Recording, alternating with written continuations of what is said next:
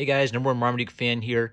This is kind of unboxing. I guess it's already out of the box, but I haven't taken the plastic off yet, so I'm counting this as an unboxing. So, I got a tax rebate this year, which if you don't know, kids, tax rebate is when the government steals your money, and then they give you a little bit of your money back at the end of the year, and you're supposed to be happy. And, I did it online, and they said, we'll give you $4 extra if you take your tax rebate as an Amazon gift card. And I said, okay, I want $4 free. And the funny thing is, if I have an Amazon gift card, I'll usually try to buy one big thing that I wouldn't normally buy because I'm kind of a spendthrift. I like reading free comic books. And what's funny is I haven't talked about Calvin and Hobbes that much on this channel. Maybe I've mentioned it.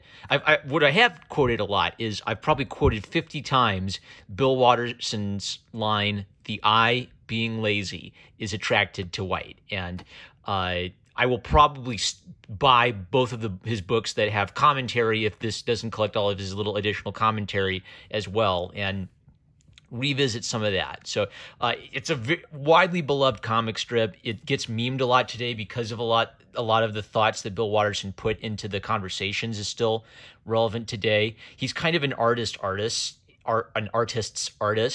and he also was a little bit of he had kind of a long struggle because for Garfield and Peanuts, their popularity instantly made them really popular for t-shirts and TV specials and all of that. And Bill Watterson had to fight hard because he did not want his characters overly commercialized. He didn't want voice actors portraying them, which is a little bit odd. He was basically saying no to free money, but his attitude was, there's something special about what I'm creating here, and I don't want that misinterpreted by others, which really is an artist standing for his principle, even when it costs him money. And one of the funny things about this comic strip is that it has existed and had this long following and this long, much beloved history to it. But really the only way to experience it is to get you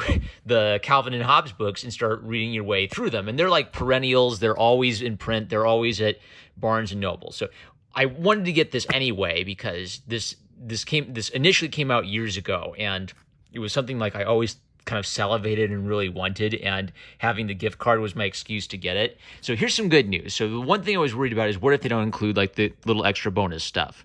A full introduction by Bill Watterson, full cover art, and spot art from Watterson's classic collections, all of the special illustrated stories and poems that appeared in previous Calvin and Hobbes books. So one of the points I want to make about Bill Watterson is he loved his readers, and he sort of he had some sort of deep felt need to do something for his readers. So they would come out with the rectangle books that would collect his comic strips, and there were 15 of those, and then they wanted him to republish his books in vertical format, and he figured, well, I've already published them once. So he, as a joke, he said, okay, well then their name is the Essential Calvin and Hobbes, the Authoritative Calvin and Hobbes, the Indispensable Calvin and Hobbes, because I've already printed them once. And when he reprinted those stories, and he said, well, I want to do something to make them special. So he actually would come up with these whole little Dr. Seuss books, basically, and put them at the beginning with watercolor illustrations, right? He would, and the normal books, the horizontal books, would have these little spot illustrations he'd put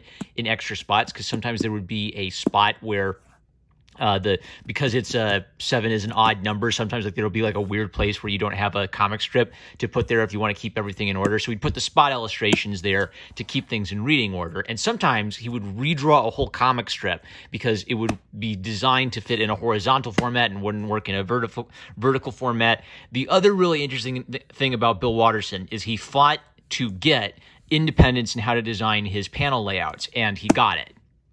Probably just because of the popularity of the comic strip. And I really think this is the last hurrah of the great American comic strip. The American comic strip was probably more popular than the comic book for a chunk of history. In its early life, the comic strip was the most popular artistic medium for telling stories to normal people, which is why Popeye became a phenomenon. It's why almost everybody knew Popeye and Olive Oyl people would follow closely the lives of old-timey comic strip characters the way that people follow the most popular TV shows. Now, like, what's the most recent phenomenon? I guess the most recent phenomenon was like Tiger King.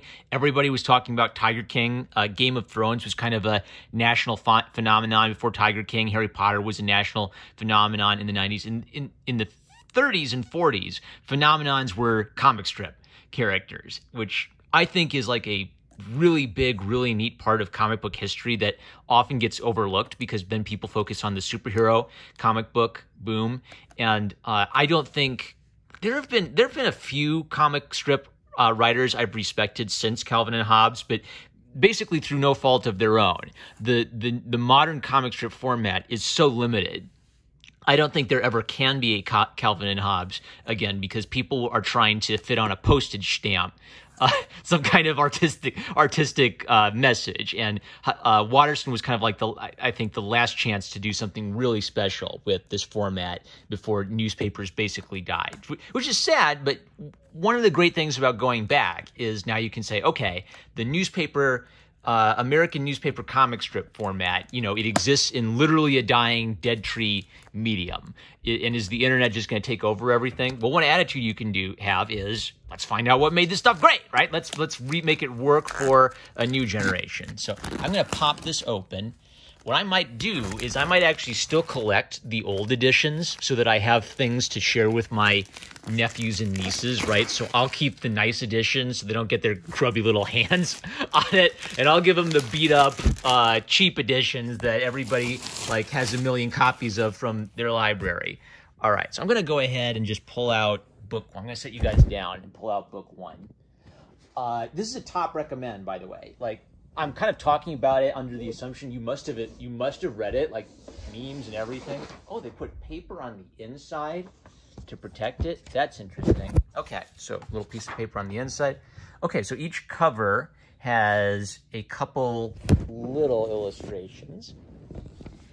I'm guessing these must have been, maybe these were bonus illustrations done for some of the other editions.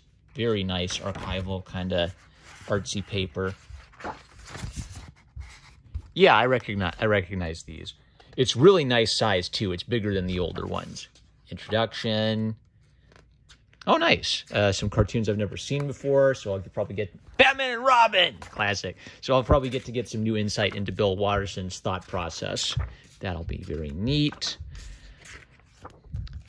He wrote a lot. I mean, he's a bit verbose. I don't think this is a shortcoming. Like, one of Calvin's things is that he's a very thoughtful child. He's a brat. He gets very poor grades at school, but based on the intelligent thoughts he has, you realize that kind of like the tragedy of Calvin is he's an incredibly bright and inventive young man that the school system just doesn't understand and doesn't appreciate because he's hyperactive because he's bored and he's too mentally ahead of the class. So then his teachers just assume that he's lazy or not diligent or stupid, and it's kind of a tragic thread that runs throughout the story. So what this means is there will sometimes be very talkative comic strips, but they'll be loaded with lots of interesting ideas about our world, about the arts. It's just one of the best. It's one of the best comics also for a young person because then they identify with Calvin and start thinking through all of these things as well. All right, November. What was the first one? November 18th, 1985. Sweet.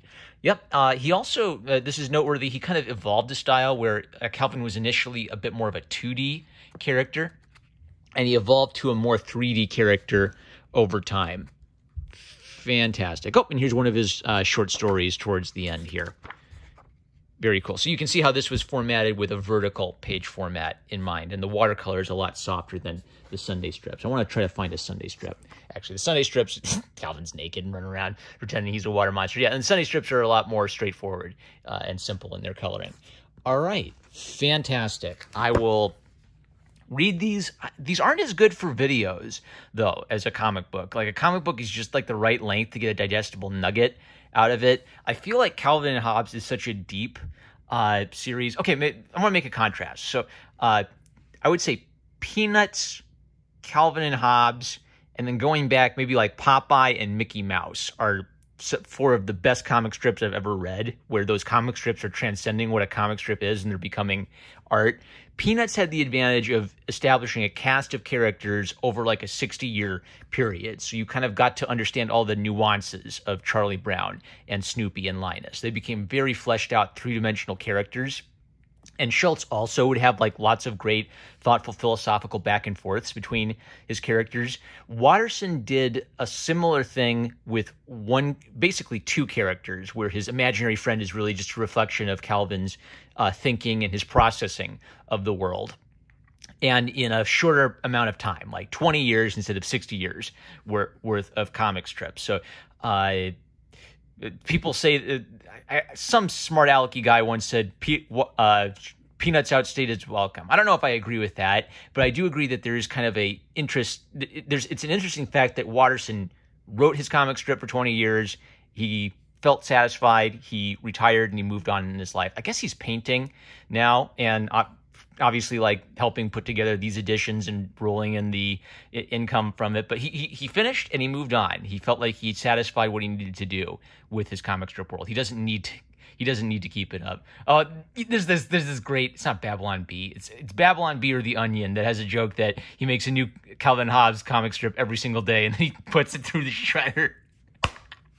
I laughed so hard at that because the pain is real when you love this comic strip and it's over. But it's okay for stories to end and have some finality. All right, number one Marmaduke fan, this is a high recommend. I don't know if I'm going to be talking about it again unless I can come up with some, I don't know, ingenious essay about... The thing is, it's so pure. I don't want to do like stupid, cerebral, pseudo-intellectual essays about... Really, the only essay I'd want to do about Calvin and Hobbes is things you must learn about making art from Calvin and Hobbes, right? So it wouldn't be like, oh, the philosophy of existentialism according to Calvin. No, I want you to have like some real concrete, like, this is a funny gag because Calvin's running around naked and you can see his butt. Ha ha ha, butts are funny.